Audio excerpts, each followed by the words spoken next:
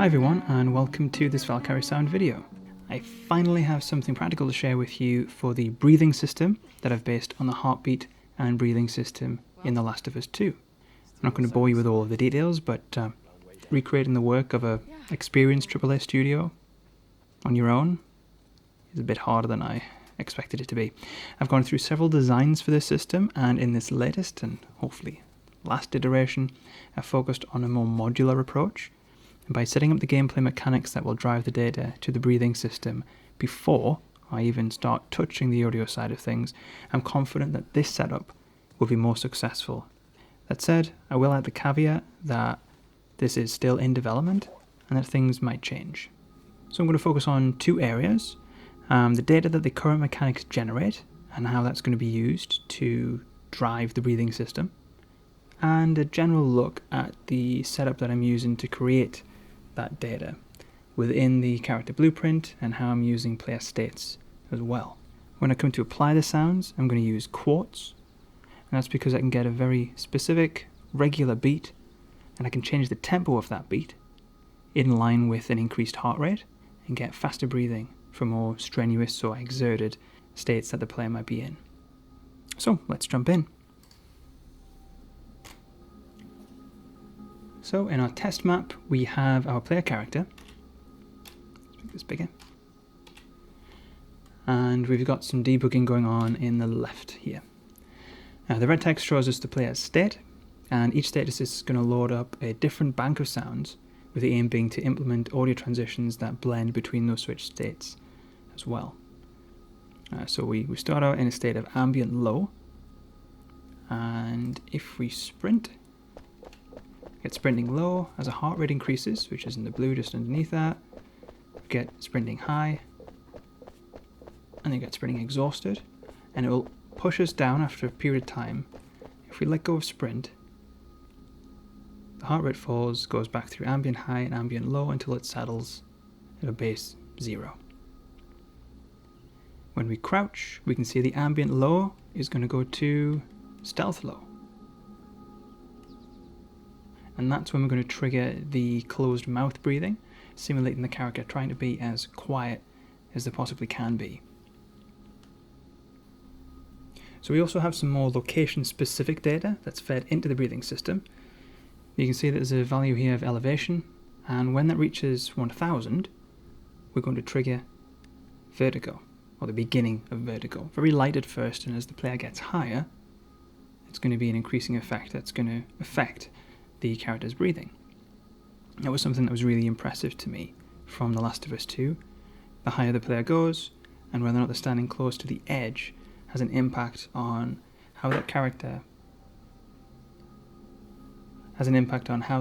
feels, and we sense how they feel by listening to the way they're responding to their environment.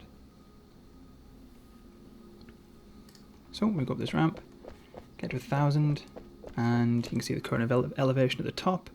We've got a float value there, that's just a tenth of that elevation, and that's then fed through to the heart rate, and our status has been changed to Vertigo low.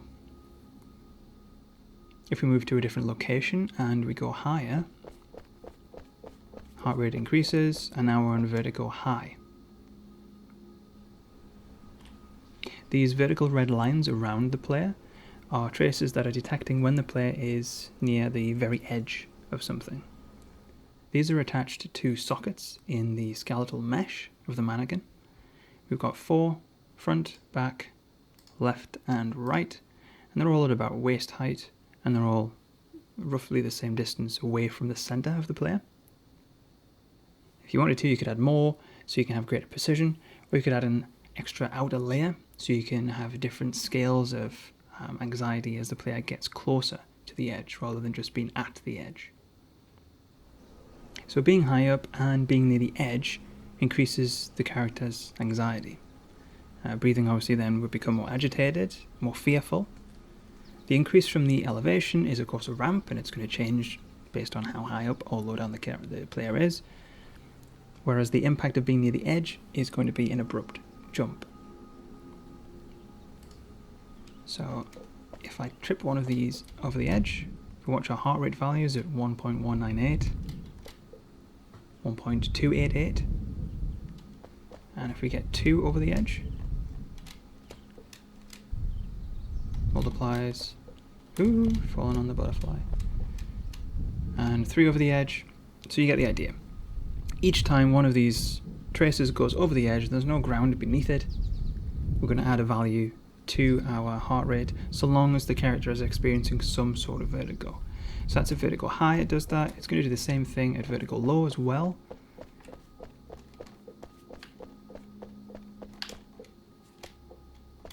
So adding in a value there as well.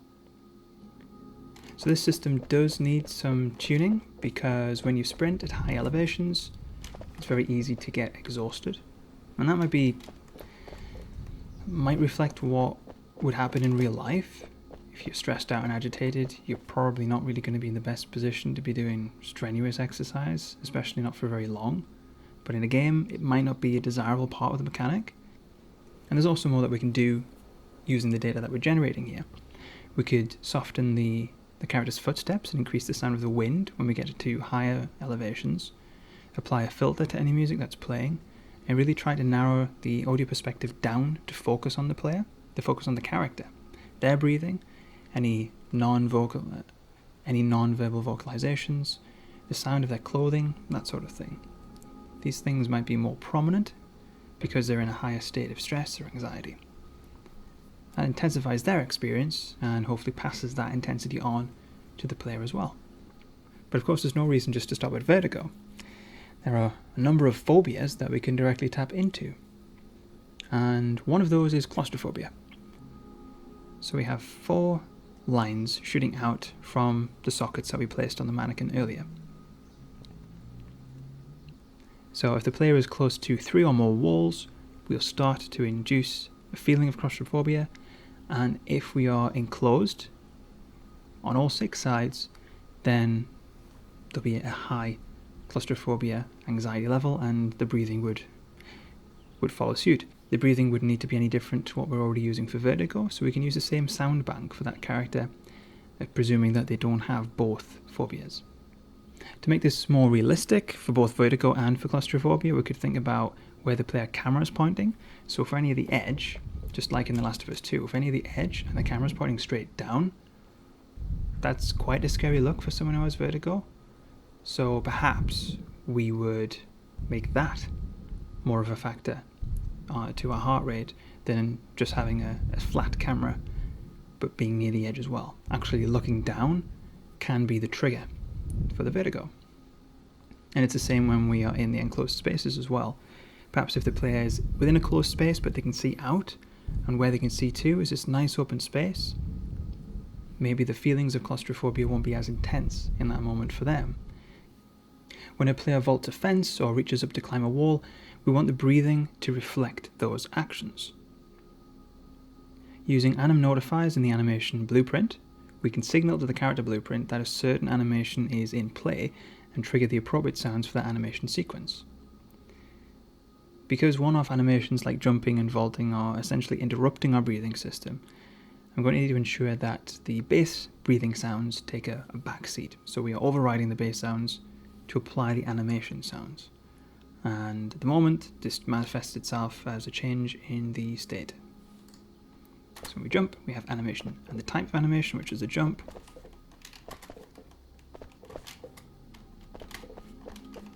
perfectly executed. An extension to this system might be to get the player speed at the time of the jump, so we can suggest that there's more effort going into making longer jumps. The Last of Us 2 also had functionality to control breathing during scripted events, like for cutscenes and certain interactive in-game events as well. So I've added some functionality for one-shots using curves, which is still being developed. If we stand here, and if I trigger the one-shot, we'll see that the ambient low is going to change to one-shot, and there's a description of the one-shot event that it is. You can see the heart rate is just whirring around, obviously a lot faster than it would. But we're using a curve just to control a timeline in the blueprint, in the character blueprint, that's then affecting the heart rate. By default, the one-shot sound would use the ambient low and the ambient high sound lists, but we can also force a certain player state to suit a certain cutscene or an in-game event. So if I press 0, it's going to change our state to frenzy, and then if I trigger that event again, the heart rate is going to whirl around in exactly the way that it did before, but this time, if the audio part existed yet, it would be using the frenzy sounds, and as the heart rate goes up and down, we're going to call on different frenzy intensities to match that heart rate. So how is this all working? Well, we have an enum, and this is holding all of our player states. We don't have to use all of them, but this is going to be a master list. We're going to basically treat a character template blueprint as the parent for other characters to be children of. So we can have as many player states as we like on this list, and then we only select the ones that are relevant for those particular characters. So searching, for example, is going to be more of an AI thing than it is for a player, but you get the idea. Inside our character BP, we have our event begin play node, and then from this we are going to enter the player's initial state, which is just going to be ambient low. We're getting a reference to the third-person animation blueprint, but we're caching that reference so we can call on it later on to get the relevant animation sequence that's running for a jump or whatever. And then our debug section here, whether or not to put the line traces on. We're also setting the max walk and crouch speeds, and then this is to load up the audio part, which is just in development. From our event tick, we have a few debug sections, a monitor for the Vertigo, a monitor for movement input, which relates to a modified section on the default movement input for the third-person character blueprint, which is basically just finding out, are we moving on any axis, forwards or backwards, left or right? We have our Vertigo trace lines. These are the vertical Vertigo trace lines, and all of the debugging for this. And we can adjust the length of the Z trace, and that's useful if the character's height might vary. Pretty handy. Claustrophobia line traces, which are of course going out radially from the player, and in both cases we are using the values here from the Vertigo and from the Claustrophobia to determine how close we are to the edge of things, or how close we are to the walls in this case. We have essentially a counter that is figuring out how many walls the player is near, and is that above our minimum requirement for triggering claustrophobia? Does the player character have claustrophobia? And then setting it if they do and if the conditions are met. We've got a section here outside of the hierarchy. This is an is the player injured section, or is the character injured?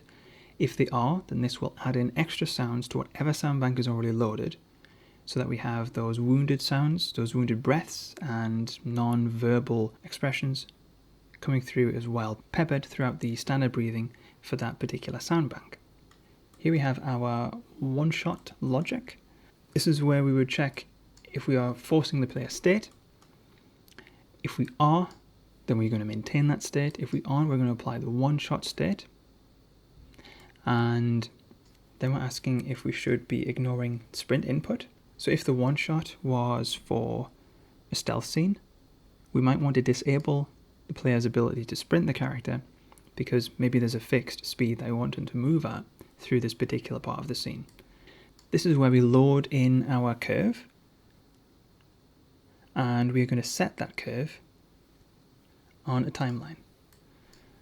So a one-shot curve here, our timeline reference here. We're going to get all the data for the timeline, which is going to change the heart rate value. We're going to get all of that data from the curve. You can see that the heart rate value is going to start at 0 and end at 0, and it's going to peak and trough throughout this 20 seconds. Now if we have a look at our timeline, there's nothing in there, and it's only got a value of 1.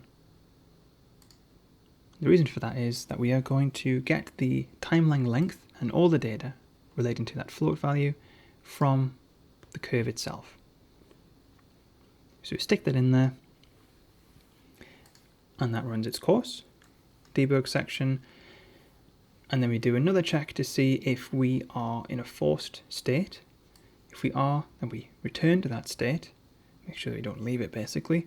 If we aren't, we go back to the current state, or set the current state rather to ambient low. And because ambient low is at the very bottom of the hierarchy of all the states the player can be in, if the player, for example, is immediately in combat after the end of this particular scene, then combat, which is higher than ambient low, is going to take priority, and the player will just be dumped into the combat state. Next, we have a forced player state that isn't attached to a one-shot event. The difference here that we don't apply a curve, we are just fixing the player state to a particular type.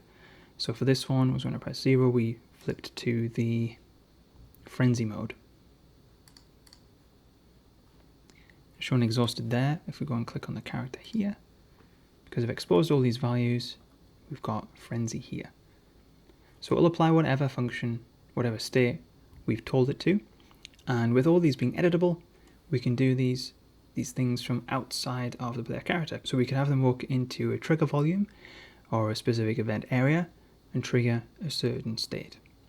Where this sits at the moment, you can see that there are quite a few layers, quite a few levels of the hierarchy below this. So this will still allow the player to generate data that would feed into the other breathing systems, the other breathing states. And I get this up and I force frenzy. When I go sprinting, I can sprint. My speed's changed, my heart rate's changed, but my state is still frenzy. Next we have our animation section. So if you're completing a particular animation, then we're going to match the sounds up, the breathing sounds with that. So here we've got the anim notify in our animation. And if we go to the blueprint, we're referring to that animation, to that notify in the animation here, and we are sending a string over to the player blueprint. And this is linked to a map, and that is mapped to an integer, and that integer will then change the sound in that queue. Obviously there's no sounds there yet because I haven't made the sounds yet, but that would be the idea for that. Now there are quite a few steps to that. I would prefer something to be a bit simpler. After that, this is our sprinting section, so this is where we cancel out the stealth input, so we can't be stealthy and sprinting at the same time. This then is finding out what our sprinting high threshold is for triggering the sprinting high state. So it's 0.6 on the heart rate. And if we are at peak exertion, then we're going to go to the exhausted state. After our sprinting section, we have our vertigo section. This is basically where we're taking the player's elevation and we're converting that to a heart rate value. Once we are above the character's minimum vertigo threshold, now we're going to change the player state to vertigo low. We are going to increase the heart rate in proportion to the height the player gets. And further on, if the player is above a certain level trigger, then we're going to go to vertigo high. So our minimum elevation is 1000. 500 above that, we go to vertigo high. Here we're counting the number of edges that the player is near based on that red line trace, and we're taking that value and we are plugging this into the heart rate again to modify that by a fixed amount multiplied by the number of edges the player is next to. Next we have our claustrophobia section, and here we are triggering a claustrophobia value based on the number of walls that the player is next to. Going for a claustrophobia low. If the player is next to 5 walls, then we are going to go to claustrophobia high. That's going to be a very narrow, tight spaces. After our claustrophobia section, we have a combat section, which is obviously very Spartan at the moment. That's going to take the current heart rate value and just decide whether it should be in combat high or combat low by splitting the 0 to 1 range straight down the middle. Extra functionality for this could be if the player is receiving damage or whether shots are going near the player. Possibly a similar setup to what we had in the bullets tutorial, where we had the flyby sounds of bullets zipping past the player. and if they were within a certain range, added that as a blip to the heart rate, involving us a little bit more in what's going on at that moment in the game. Then we have our stealth mode, and again, bare bones.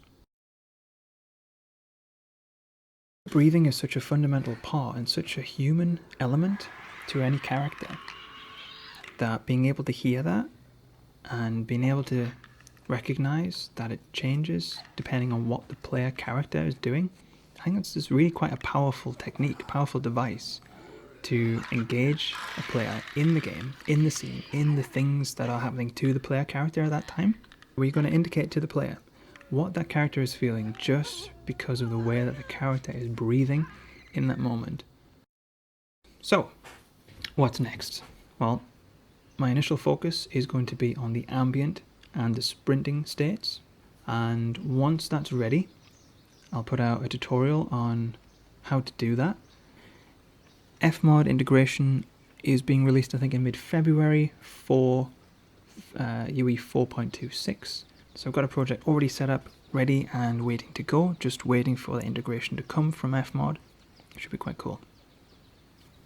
As always, thanks for watching.